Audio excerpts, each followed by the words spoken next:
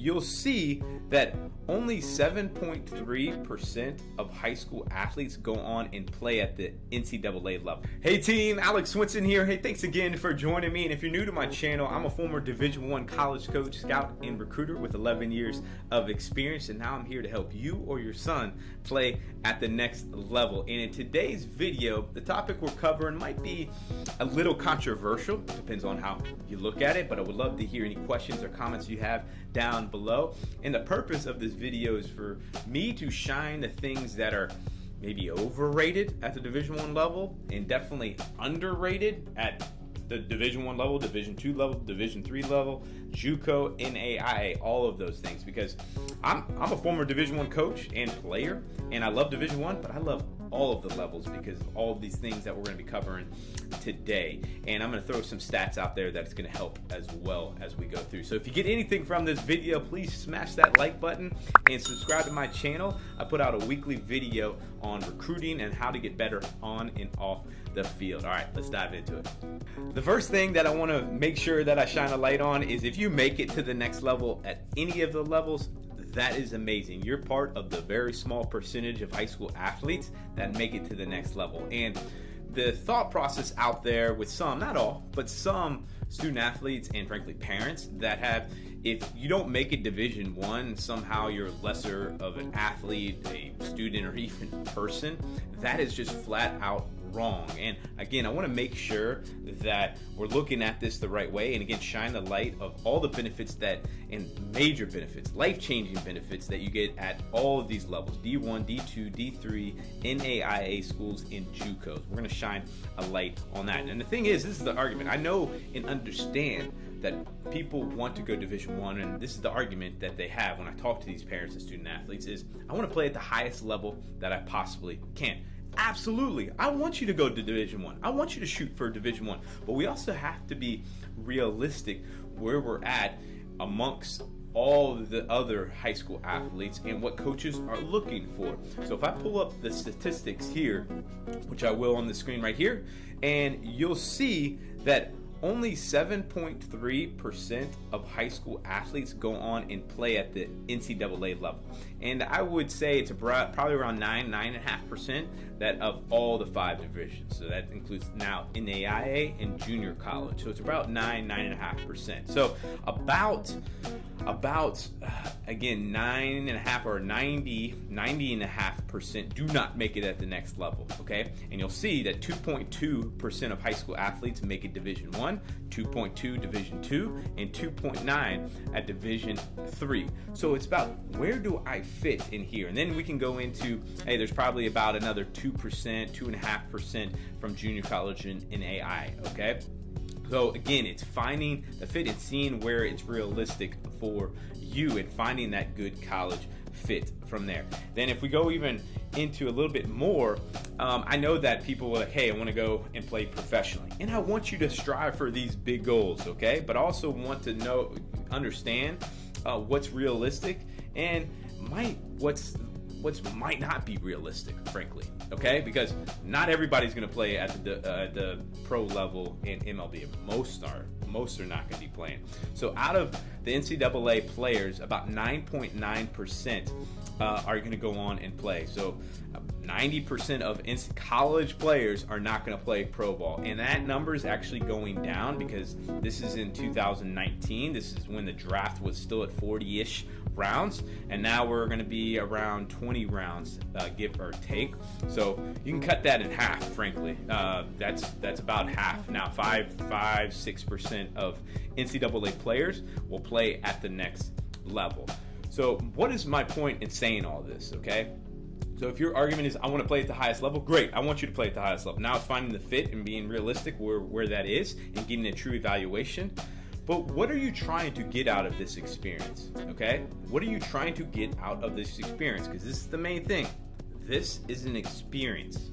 It is. It's an unbelievable experience at the next level. And this experience in college baseball, all the things. So I want you to ask yourself, leave, I want to play at the highest level out of this, okay? I get that. I want you to do that.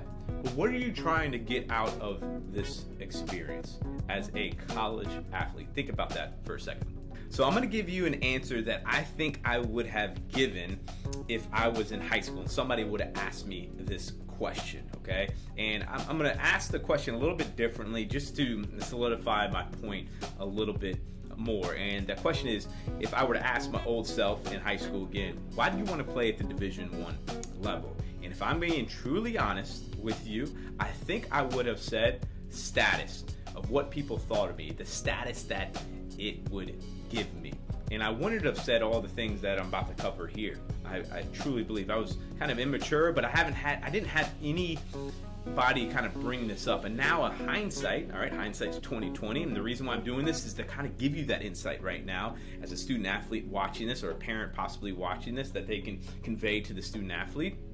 And the reason why I'm getting this is, again, my hindsight, but also talking to student athletes that have gone through college, the players that I've coached, the clients that I've helped, and what they say. What do they miss the most? What have they learned the most, okay? And what they miss the most, we're going to talk about the benefits, and what they learned the most is what we're going to get into right now. So let's cover the benefits. The benefits is, first, the mentors that you get right away, okay? The mentor, the coaches, but also the players, the juniors and seniors and the captains.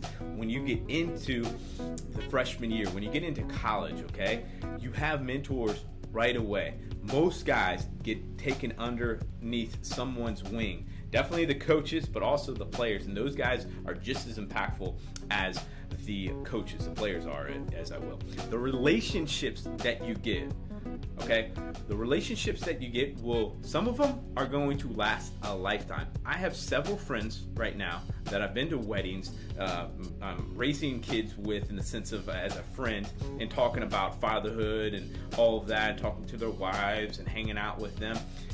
But also networking center. There's a lot of opportunities that come with that, okay? That it's just benefit for all. And I'm not just talking about job, but just helping you in certain ways. But there's nothing like the community of a team, especially at the college level, because you guys go through a lot and you spend so much time together, okay? The next one is one of my favorites, even though I would probably say relationships is one of my favorites. All of them are number one in my book, and that is life lessons. This has been so impactful in my life, but all of the life lessons you learn as a student athlete in college. And remember, this is at any level. And let's talk a little bit about what are those life lessons. One, it's teamwork, working together as a team. And this is a different level than high school, guys. There's just something to it as being being surrounded by more men, okay, and you turning into a man, frankly, okay, and having a goal, and a strong goal that you're all going after. The teamwork behind that is powerful, man. And there's all the things that you learn that we'll get into here is just amazing. But then there's also individual responsibility and ownership that you have to have. And if you're listening to your mentors from a coach's level and players level, and even just watching, that is it's so impactful on that side, that you take the rest of your life and how you deal with adversity and failure at the college level. And this could be from a team aspect, but this could also be from an individual aspect. Maybe you had a really bad day, really bad practice, really bad game, or somebody beat you out at your position. How are you going to deal with that? How are you dealing with that adversity? That is huge. And how you deal with it says everything. And the thing is, you got to keep working on it, because usually as a younger individual, okay, it's hard to deal with that. But as you get better and as you see people deal with adversity, watching your mentors, you can get better at it. You can. That's the thing.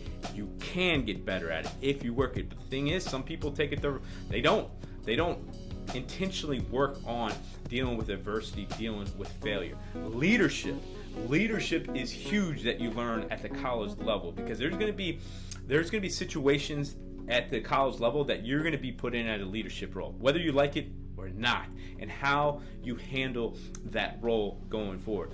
The selflessness that you have to have for your teamworks, but even you just individually, putting things above you, whether it's your team, whether it's your training, whether it's your goals that you're going after, your plans, and putting other small things that you know in the long run are just not that important. Think long term, guys. And I know it's hard as a teenager, But the sooner you can think more long term, whether it's a year, 3 years, 5 years out, that is going to help you so much in the decisions you make in the moment and are about to make. How is that going to impact your future is huge. And this is my point with all of this. You can get all of this at all the divisions. And these benefits, all right, these benefits are life-changing, okay? Not just Division I and the status that you have and hoping to go pro. Guys, I'm going to be honest with you. Nobody really cares, okay? Everybody's kind of worried about themselves, frankly, okay? Nobody really cares. But what can matter to you is you learning all these benefits and helping yourself, but helping others, and just paying it forward, man. Paying it forward, going forward. That's what I'm honestly trying to do, and to help teenagers look in a different light, man. Put a different lens on rather than just, hey, what's happening tonight, okay?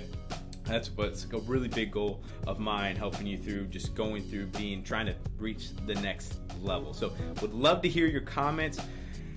Try to paint this picture and think longer term of the real reason. What do you want to get out of this experience? And hopefully you're looking, I want to get out of the experience of having a good mentor at the coaching level, players level, the learning how to deal with adversity at a high level, the leadership, the selflessness, all of these top things. You can get that experience at all of these levels.